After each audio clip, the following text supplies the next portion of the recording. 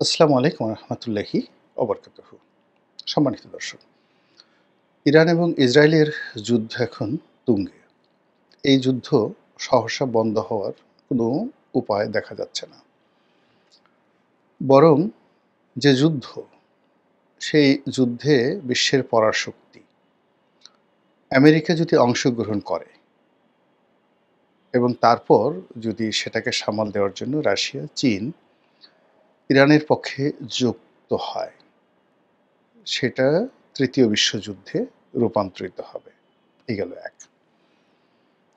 ২ নম্বর হলো যে এই মুহূর্তে যদি আমেরিকা নিজেকে দূরে রাখে, যুদ্ধে অংশগ্রহণ না করে, তো সেক্ষেত্রে তার একটা মারাত্মক পরিণতি অপেক্ষা করছে।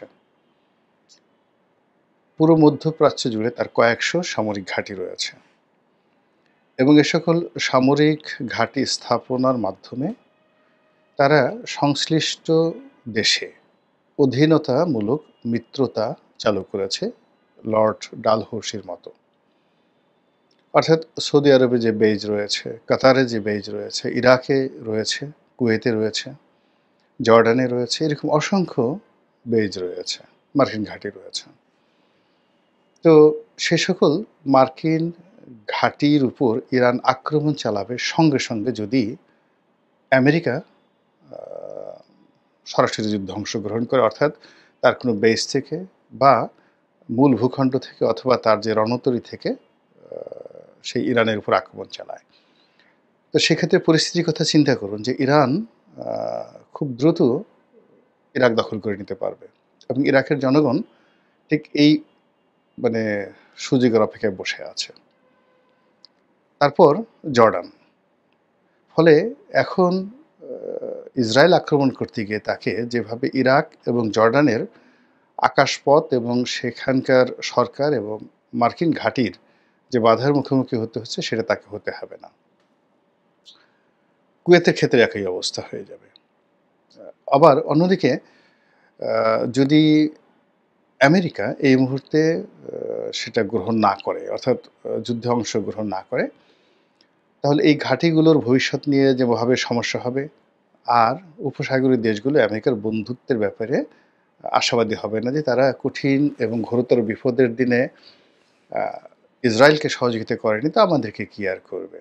এখন রূঢ় বাস্তবতা হলো যে ইসরায়েলের যে মজুদ, অভ্যন্তরীণ অস্ত্রের মজুদ, সেই অস্ত্রের মজুদ হাইয়েস্ট এভাবে যুদ্ধ চললে ৮ থেকে ১০ দিনের মধ্যে তা শেষ হয়ে যাবে। আর ঠিক সেই সময় অস্ত্র, গোলা বারুদ সরবরাহ করার সাথে সাথে এখানে তাদের পক্ষ হয়ে যদি প্রক্সি যুদ্ধ পশ্চিমা দেশগুলো না করে, ইরানের মোকাবেলা করাটা কঠিন হয়ে যাবে। তো এইরকম যে একটা পরিবেশ এবং পরিস্থিতি, সেই পরিস্থিতিতে ইরান ধীরে ধীরে এই যুদ্ধটিকে দীর্ঘায়িত করতে চাচ্ছে। রাশিয়াও দীর্ঘায়িত করতে চাচ্ছে। আবার অন্যদিকে এই যুদ্ধের ব্যাপারে আমেরিকা রাতারাতি সিদ্ধান্ত নিতে পারছে না। কিন্তু এই যুদ্ধকে কেন্দ্র করে নানা রকম যে দর কষাকষি, অঙ্ক, সেই অঙ্কের ফলে বিশ্বের অনেকগুলো দেশের রিজার্ভ শূন্য হয়ে যাচ্ছে। অনেকগুলো দেশ একেবারে অর্থবৃত্তে ধনী হয়ে যাচ্ছে, বিশেষ করে রাশিয়া এবং চীন। আমেরিকা এবং পশ্চিমা দেশগুলো, তার সঙ্গে সঙ্গে আমাদের মতো দেশগুলো তেলের মূল্য বৃদ্ধি থেকে শুরু করে আরও অনেক কিছুর ফলে এখানে সর্বনাশ ঘটে যাচ্ছে। আপনারা ইতিমধ্যে জানাচ্ছেন যে আমাদের বাংলাদেশ যে তেল আমদানি করে, সেই তেল আমদানি করতে গিয়ে তাকে এই যুদ্ধের কারণে বাড়তি খরচ করতে হচ্ছে, যেটা বাংলাদেশের জন্য খুবই ভয়াবহ একটি অবস্থা। এখনো পর্যন্ত হরমুজ প্রণালী বন্ধ হয়নি। যদি হরমুজ প্রণালী বন্ধ হয়ে যায়, তাহলে তেলের মূল্য আরও বেড়ে যাবে। ফলে এই তেলের মূল্যের কারণেই বর্তমান ইউনূস সরকারকে যে পরিমাণ ভর্তুকি দিতে হবে এবং যে পরিমাণ মূল্য বৃদ্ধি করতে হবে, যা আমাদের এই দেশের অর্থনীতি এই মুহূর্তে বহন করতে সম্ভব নয়। কিন্তু সমস্যাটা কিন্তু সেখানে নয়। আমরা আজকে যে বিষয়টি নিয়ে আলোচনা করব, সেটি হলো এই ইরান এবং ইসরায়েলের যে যুদ্ধ, এই যুদ্ধে ধরুন ইরানের পরাজয় ঘটল, সেক্ষেত্রে বাংলাদেশে কি পরিণত হতে পারে? আর ধরুন ইরান আর ইসরায়েলের মধ্যে আরও ২ মাস যুদ্ধ চলল, তাহলে কি হতে পারে? আর সর্বশেষ হলো, ইরান যদি পরাজিত হয়, আমেরিকা এবং ইসরায়েল যদি টিকে যায়, তাহলে কি হতে পারে আমাদের দেশের রাজনীতিতে? এখন যারা ক্ষমতায় আছেন, মানে ডক্টর মোহাম্মদ ইউনূসের সরকার, তাদের উপর পশ্চিমাদের একটা আশীর্বাদ রয়েছে, অর্থাৎ ইউরোপীয় ইউনিয়ন এবং আমেরিকার। যদি ইসরায়েল জিতে যায়, তাহলে ডক্টর মোহাম্মদ ইউনূসের সরকারের ক্ষমতা বেড়ে যাবে, দীর্ঘায়িত হবে, এবং তাদের সাথে একটা টুস শব্দ কেউ করতে পারবে না। সেক্ষেত্রে বিএনপির কপাল রীতিমতো পুড়বে। এই গেল প্রথম সমীকরণ। দ্বিতীয় সমীকরণ হলো যে after doctor Mohammad Yunus alternative হবে ভারত এবং আওয়ামী লীগ। আপনারা জানেন যে মোসাদের একেবারে ঘনিষ্ঠতম বন্ধু হলো ভারত। তো এক্ষেত্রে ইসরায়েলের জয় মানে ভারতের বিজয়।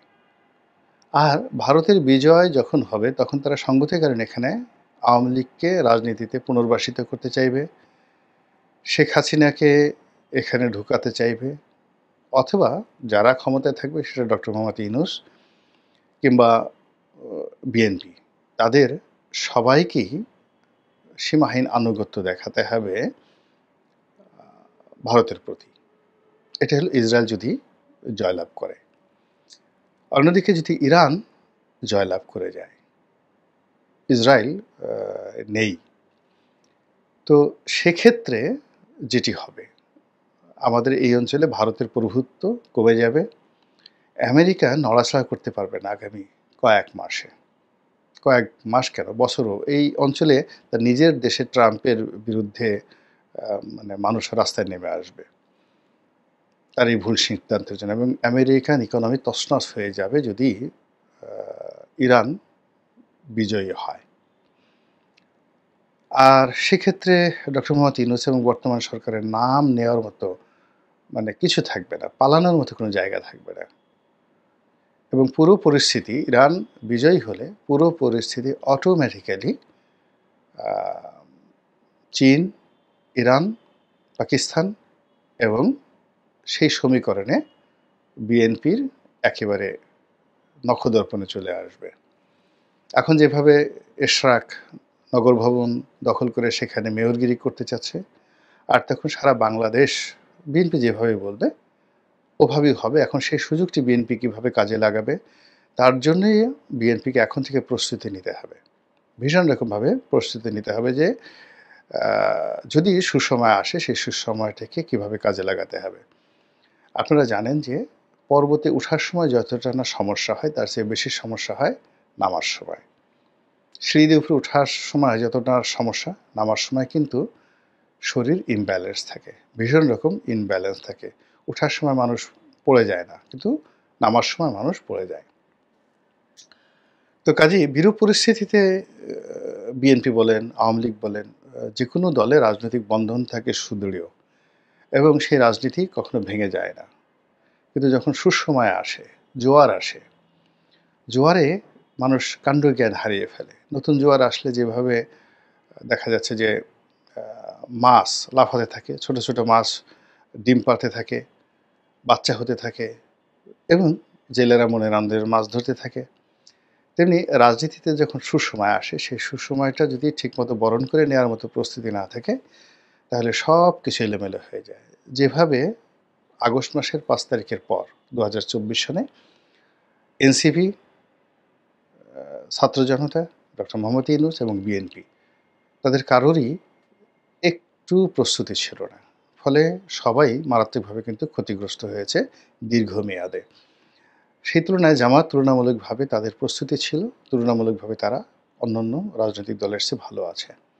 তো কাজেই আবার যখন একটা সুযোগ আসছে বা একটা পরিবর্তন অনিবার্য, এই মানে ইরান এবং ইসরায়েল যুদ্ধের ফলে যে সমীকরণ আসে, সেই সমীকরণে কারোর জন্য গলার কাটা, কারোর জন্য ফুলের মালা, কারোর জন্য পৌষ মাস, কারোর জন্য সর্বনাশ। এখন যাদের জন্য সর্বনাশ, তাদেরকেও সর্বনাশের জন্য প্রস্তুতি থাকতে হবে। যাদের জন্য পৌষ মাস, তাদের জন্য পৌষ মাসের পিঠা পুলি পায়েস খাওয়ার জন্য তাদেরকে প্রস্তুতি থাকতে হবে। তো যেটা বলছিলাম যে যদি ইরান বিজয়ী হয়, তাহলে পুরো পরিস্থিতিটি বিএনপির হাতে চলে আসবে, একেবারে অ্যাজ ইট ইজ। ইলেকশন হোক বা না হোক, রাজনীতি চলুক বা না চলুক, পুরো দেশের কর্তৃত্ব তাদের হাতে চলে আসবে, এবং এটা বড় জোর 15 দিন থেকে 1 মাস থাকবে। যেভাবে আগস্ট মাসের 15 তারিখ থেকে সেপ্টেম্বর মাসের 15 তারিখ পর্যন্ত বাংলাদেশে এমন একটা পরিস্থিতি বিরাজ করছিল যে ওই সময় ইচ্ছা করলে যেকোনো মানুষ মানে ৩ টে দল, আ সেটা এনসিপি, ডক্টর মোহাম্মদ ইউনূস, জামাত এবং বিএনপি, তারা ইচ্ছে করলে একে অপরের সাথে প্রতিযোগিতা করে নিজেদের অবস্থান সুদৃঢ় করতে পারত। কিন্তু তারা সেটা না করে জোয়ারের টানে যে যার মতো করে তারা নিজেদেরকে ভাসিয়ে দিয়েছে। ফলে আজ সবাই শক্তি হারিয়ে ফেলেছে এবং মূল ভূখণ্ড থেকে স্রোতে তাদেরকে এমন একটা জায়গাতে নিয়ে গেছে, ওখান থেকে পুনরায় আবার জোয়ার বা ভাটা না আসলে তারা কেন্দ্রে আসতে পারবে না। ধরুন চাঁদপুরের মাছ, সেটা জোয়ারের টানে একেবারে সেই জোয়ার তো থেকে আসে। তো চাঁদপুর থেকে সোজা সেই চলে আসছে ওই যমুনা ব্রিজের ওখানে সিরাজগঞ্জে। এখন সিরাজগঞ্জ থেকে যদি আবার ভাটার টান না হলে তো সে যেতে পারবে না চাঁদপুরে। তো এরকম অবস্থা প্রতিটি রাজনৈতিক দল, ক্ষমতার অংশীজন যারা আছেন, তারা এই রাজনৈতিক জোয়ারে এমন একটা জায়গাতে চলে এসেছে যেই জায়গা থেকে আসলে এখন কেন্দ্রে ফেরা সম্ভব নয়। ফলে এই যে আগামীতে আবার একটা জোয়ার আসছে এই ইরান-ইসরায়েল যুদ্ধকে কেন্দ্র করে, এবং সেই জোয়ারে সেইটা জোয়ার না ঠিক, সেটাকে ভাটা, কারোর জন্য ভাটা, আমাদের দেশের জন্য ভাটা, এবং সেখানে আবার সবাই গিয়ে একটা কেন্দ্রে মিলিত হবে এবং ওর জন্য যার যত সুন্দর প্রস্তুতি থাকবে সে তত ভালো করতে পারবে।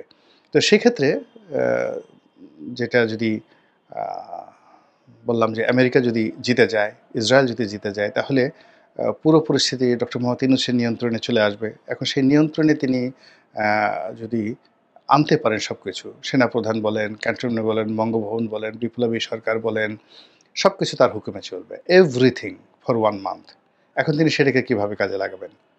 যখন যেটা তিনি পারছেন না, তিনি এখন তার খুব রাগ হচ্ছে, এরশাকে গ্রেপ্তার করতে তিনি চাচ্ছেন, কিন্তু তিনি পারছেন না। কিন্তু ওটা তিনি পারবেন। এই যুদ্ধের ওই পরিস্থিতি যাকে ইচ্ছা তাকে তিনি ক্রস ফায়ারে ফেলে দিতে পারবেন। Nobody will ask him. আবার যদি বিএনপির জন্য ঠিক সেম পরিস্থিতিটা তৈরি হবে, তারা যা ইচ্ছে তাই করতে পারবে যদি ইরান জিতে যায়। আবার যদি দীর্ঘমেয়াদে এই যুদ্ধটা চলে, দীর্ঘমেয়াদে চলে 2 মাস 3 মাস বা ইউক্রেন যুদ্ধের মতো, মানে এটা আমাদের সবার জন্য এটি একটি মরণপণ সমস্যা হয়ে যাবে। এর কারণ হলো দুর্ভিক্ষ অনিবার্য হয়ে যাবে, ব্যবসা বাণিজ্য খারাপ হয়ে যাবে, এবং আসলে তখন আমরা কেউ লাভবান হব না, কেউ লাভবান হব না। সুতরাং আল্লাহ রাব্বুল আলামিন তাই করুন যেটা আমাদের সকলের জন্য ভালো হয়। আসসালামু আলাইকুম ওয়া রাহমাতুল্লাহি ওয়া বারাকাতুহু।